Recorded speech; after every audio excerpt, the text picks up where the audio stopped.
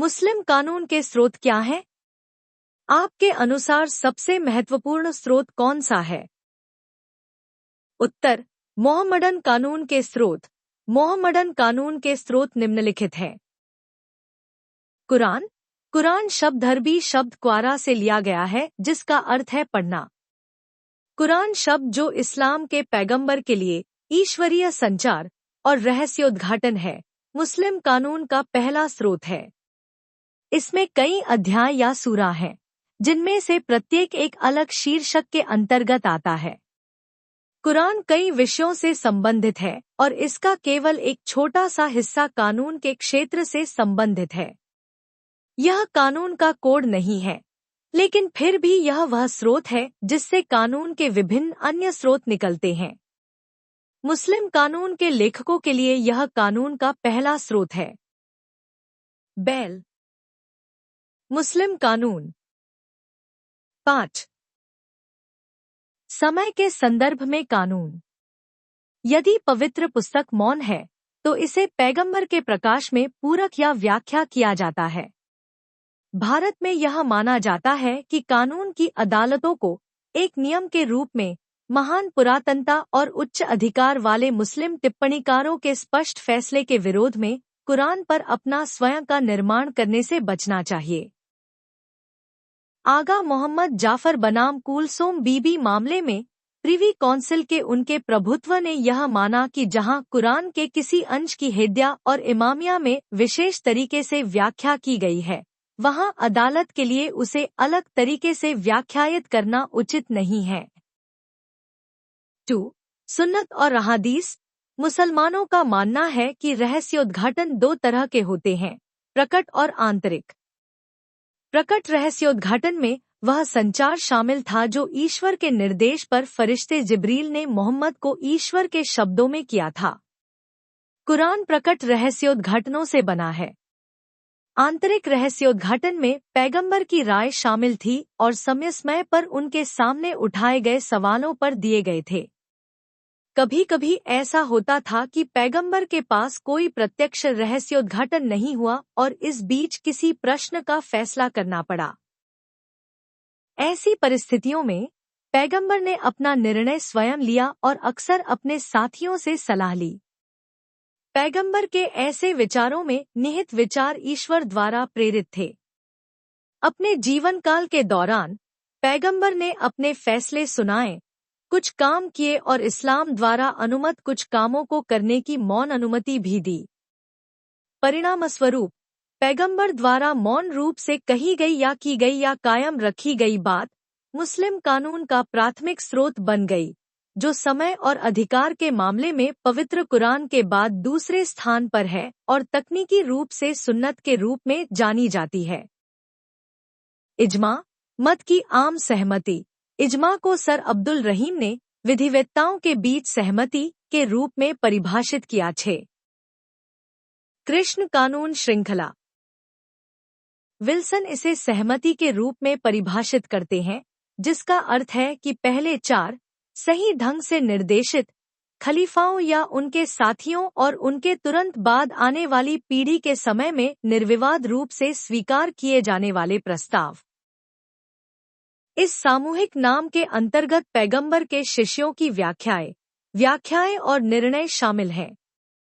शास्त्रीय सिद्धांत के अनुसार कुरान और परंपराओं के अलावा पैगंबर के साथियों के बीच आम सहमति को कानून का सबसे अच्छा मार्गदर्शक माना जाता है।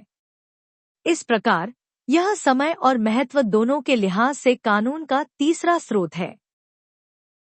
इज्मा को किसी विशेष युग या देश तक सीमित नहीं किया जा सकता। यह तब पूरा होता है जब न्यायविद उचित विचार विमर्श के बाद किसी निष्कर्ष पर पहुंचते हैं। तब किसी भी व्यक्तिगत न्यायविद द्वारा इस पर सवाल नहीं उठाया जा सकता या इसे चुनौती नहीं दी जा सकती। एक युग के इज्मा को उसी या बाद के युग के इज्मा द्वारा उल्टा या संशोधित किया जा सकता है। 4. कियास। यह मुस्लिम कानून का अंतिम प्राथमिक स्रोत है। कियास कुरान, सुन्ना और यहाँ तक कि इज्मा से भी अनुरूप निष्कर्ष है। इसका सटीक अर्थ, मापना, समझौता या समानता है और कानून के स्रोत के रूप में इसे कानून के विस्तार के रूप में परिभाषित किया गया है। मूल पाठ जिस पर प्रक्रिया को एक सामान्य इल्लत या प्रभावी कारण के माध्यम से किसी विशेष मामले पर लागू किया जाता है। यह निष्कर्ष की एक प्रक्रिया है जिसके द्वारा पाठ के कानून को उन मामलों पर लागू किया जाता है जो भाषा द्वारा कवर नहीं किए जाते हैं, लेकिन पाठ के कारणों से नियंत्रित होते हैं, जिन्हें इल्लत कहा जाता है। इसका उद्देश्य नए सिद्धांत बनाना नहीं है, बल्कि पुराने स्थापित सिद्धांतों को नई परिस्थितियों में लागू करना है। यह कानून की खोज करने में मदद करता है, न कि एक नया कानून स्थापित करने में। मुस्लिम कानून के इन 4 प्रमुख स्रोतों के अतिरिक्त हम पाते हैं कि कानून को कभी-कभी उर्फ या स्थानीय उपयोग द्वारा भी पूरक बनाया जाता था। मुस्लिम कानून 7 उर्फ या प्रथा।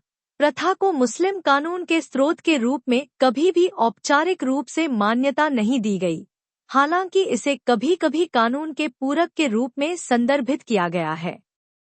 मुस्लिम कानून में पूर्व इस्लामिक प्रथागत कानून के कई नियम शामिल हैं, जिन्हें व्यक्त या निहित मान्यता द्वारा इसमें शामिल किया गया है। 1938 से पहले कच्छी मेमन मुसलमानों ने अपने प्रथागत कानून को बरकरार रखा था, जो उत्तराधिकार और उत्तराधिकार के संबंध में हिंदू कानून के समान था, और वे अपनी पूरी संपत्ति का निपटान वसीयत द्वारा कर सकते थे। लेकिन कच्छी मेमन्स अधिनियम 1938 के पारित होने के बाद कच्छी मेमन्स सभी मामलों में मुस्लिम कानून द्वारा शासित हो गए हैं। 6 न्यायिक निर्णय। इनमें प्रिवी काउंसिल, सर्वोच्च न्यायालय के साथ साथ भारत के उच्च न्यायालय के निर्णय भी शामिल हैं। विशेष मामलों का निर्णय करते समय न्यायाधीश यह प्रतिपादित करते हैं कि वह कानून क्या है। इन निर्णयों को भविष्य के मामलों के लिए मिसाल माना जाता है। एक मिसाल केवल कानून का सबूत नहीं है, बल्कि इसका एक स्रोत है, और कानून की अदालतें मिसाल का पालन करने के लिए बाध्य हैं। 7 विधान। भारत में मुसलमान भी संसद या राज्य विधानमंडल द्वारा पारित विभिन्न विधानों द्वारा शासित होते हैं। भारत में कानून के उदाहरण निम्नलिखित हैं। सूदखोर ऋण अधिनियम 1918, धार्मिक सहिष्णुता अधिनियम, धर्म की स्वतंत्रता अधिनियम 1850, संरक्षक और वार्ड अधिनियम 1890, मुसलमान वक्फ वैधीकरण अधिनियम 1913, वक्फ अधिनियम 1954, बाल विवाह निरोधक अधिनियम 1929, शरीयत अधिनियम 1937 और मुस्लिम विवाह विच्छेद अधिनियम 1939 ने मुसलमानों को काफी प्रभावित, पूरक और संशोधित किया है। कानून 8 न्याय, समानता और अच्छी अंतरात्मा। मुस्लिम कानून के तहत न्याय, समानता और अच्छी अंतरात्मा के सिद्धांतों को भी एक स्रोत माना जा सकता है। मुस्लिम कानून के स्रोत के रूप में न्याय, समानता और अच्छी सहमति का महत्व अच्छा हो सकता है। अमीर अली के निम्नलिखित अवलोकन द्वारा मूल्यांकन किया गया। उनका कहना है कि जब मुसलमान कानून के महान व्याख्याताओं ने अलग अलग सिद्धांत प्रतिपादित किए हैं या अलग अलग राय व्यक्त की है, तो मुसलमान कानून का संचालन करने वाले न्यायाधीश को समानता और समय की आवश्यकताओं के लिए सबसे अधिक स्वीकार्य कानून को अपनाना है।